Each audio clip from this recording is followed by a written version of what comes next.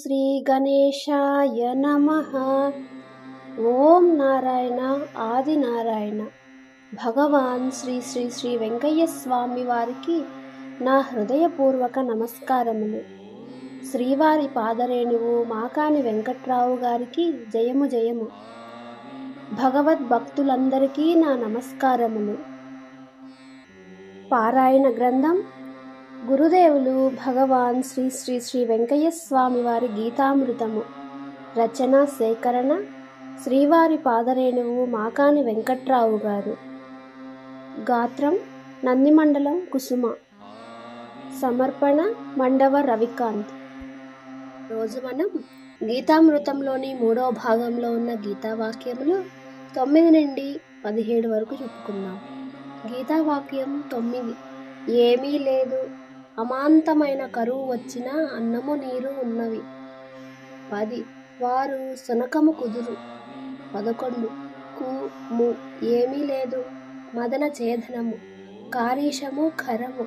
చక్రము చదరము ఏమీ లేదు, కారణము నగరములు. 12. శుక్రము చెదలము. పాలనము దించు తరుణము.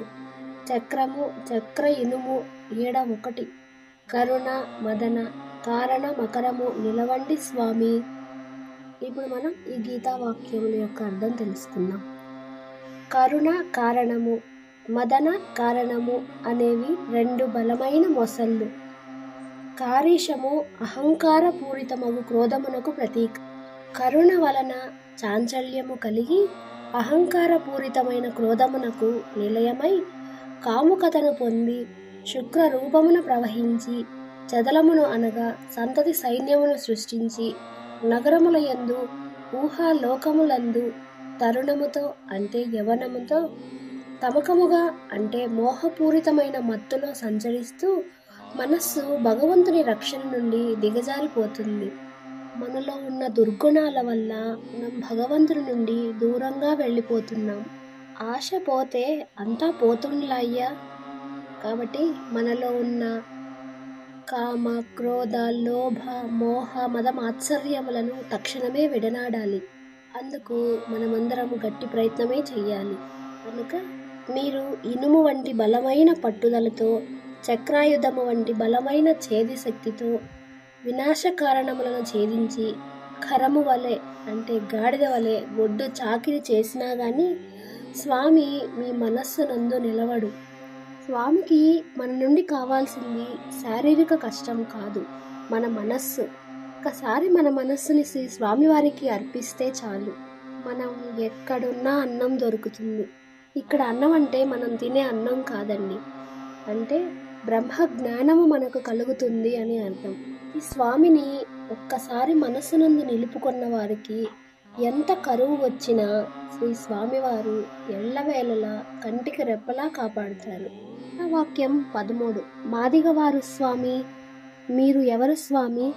మాదిగా మాల స్వామి ఏడ ఉన్నారు, ఎక్కడ ఉన్నారు? నీ లేదు స్వామి, ఏమి లేదు స్వామి సత్యము. 14. దిశ పాదలోకము, మీదనము పాతాల లోకము విధి పట్టుకున్నది. స్వాముల వారు పట్టుకున్నాడు స్వామి, లేదు స్వామి, పట్టుకొని వచ్చు స్వామి. 15. క్రొత్త వ్యధలి ఉన్నది, ఆ వ్యధలు పోయినది. ముఖము కడుక్కున్న వారికి పోయినది. మాలవారిది మాదిగ వారిది పోయినది. ఒక్కటి నిలిచిపోయిందా అని నిలిచిపోయినది. ఒక లోకములోనివి అన్నీ పోయినవి, అన్నీ సతముగా పోయినవి. మంగళివారి బండి పోయినది. 16. మీ అమ్మ మా అమ్మ ఒకటి, మాదిగ వద్దు. పొలము అంతా ఒకటి, అన్నీ పోయినాయి, అందరూ పోయినారు. కదరము మలము మలశారములు పోయినాయి స్వామి, చెరకదు గ్రహచారము. 17. చదరము విభావము గండము ఇచ్చినాము, అరము గ్రహచారము పోతాయున్నది, అప్పుడే పోతాయున్నది, బండి పోయింది స్వామి. ఈ గీతావాక్యాల్లో కొన్ని ప్రశ్నలున్నాయి, అవేంటో ఇప్పుడు తెలుసుకుందాం. 1. మాదిగవారు ఎవరు? 2. మాదిగా మాల ఎవరు? 3. వారు ఎక్కడ ఉన్నారు? 4. పాదలోకము అనగా ఏమి? 5. పాతాళ లోకము అనగా ఏమి? 6. విధి ఎవరిని పట్టుకొనును? 7. క్రొత్త వ్యధలు ఎవరిని పట్టుకొనును? 8. ఆ వ్యధలు పోవుటకు ఉపాయమేది? 9. మంగళవారు అనగా ఎవరు? 10. మలము అనగా ఏమి? 11. మల శారీషములు అనగా ఏమి? 12. బండి పోవుట అనగా ఏమి? ఇప్పుడు ఈ ప్రశ్నలకు జవాబులు తెలుసుకుందాం. 1, 2. మాదిగవారు మాలవారు ఎవరు? సర్వశక్తి స్వరూపుడగు సమస్త చిద్విలాసములకు నిలయమైన పరమాత్మ విష్ణువు. ఆ స్వామి పాదముల నుండి పుట్టినవారు శూద్రులు. వీరినే మనము అనేక విధములైన పేర్లతో పిలుస్తున్నాము. ఆ విభాగంలోని వారే మాదిగవారు, మాదిగవారు. 3వ ప్రశ్నకి జవాబు. వారు ఎక్కడ ఉన్నారు? వారు సర్వావస్థలయందు సత్యమును ఆశ్రయించి విష్ణువు యొక్క పాద పద్మముల యందు నివసిస్తున్నారు. 4. పాదలోకము అనగా ఏమి? పాదలోకము అనగా భూలోకము అని అర్థం. పాతాళ లోకము అనగా ఏమి? పాతాళ లోకము అనగా భూలోకమునకు క్రింద ఉన్న లోకము. 6. విధి ఎవరిని పట్టుకొనును? ఈ భూలోకంలో ఉన్నవారు వీరికి పుణ్య పాపములనడి కర్మల చేత జనన మరణములు సంభవిస్తాయి. అట్టి వీరిని విధి పట్టుకొనును. 7వ ప్రశ్న.